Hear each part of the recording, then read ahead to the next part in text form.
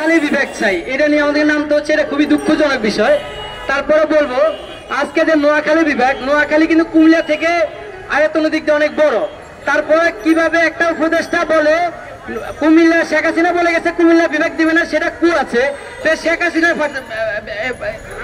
ব্যাপার, কিন্তু উপদেষ্টা আসিফ মাহমুদ কিভাবে বলে সে যে কুমিল্লা বিভাগ দিবে, সে একজন সরকারে থাকা অবস্থায় কিভাবে সেটা বলে? এটা নির্ধারণ করবে একমাত্র জনগণ, এই দেশের মানুষ। সে তো এটা বলতে পারে না সে কুমিল্লা বিভাগ দিবে। নোয়াখালী একটা ঐতিহ্যবাহী একটা জেলা, আপনারা দেখেছেন বিভিন্ন সময় নোয়াখালী মানুষ, নোয়াখালী ভাষার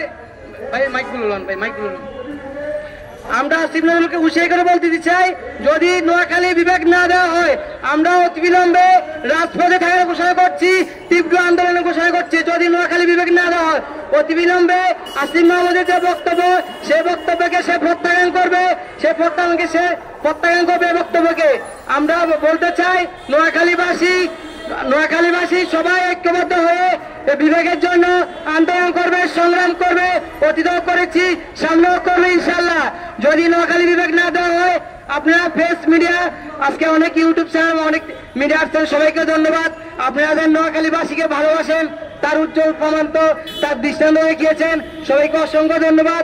নোয়াখালী বিভাগের জন্য যা করা দরকার নোয়াখালীবাসীরা সবসময় প্রস্তুত ছিল, আছে, থাকবে। আমরা বলে দিতে চাই, প্রয়োজনে যদি নোয়াখালী বিভাগের জন্য আমাদের কেন্দ্রীয় কমিটি ঘোষণা করতে হয়, আমরা একটা গ্রুপ খুলবো, সেখানে কেন্দ্রীয় কমিটি ঘোষণা করবো ইনশাল্লাহ। আপনারা সবাই আমাদের পাশে থাকবেন। এবার আমার বক্তব্য শেষ করছি। আল্লাহ হাফেজ।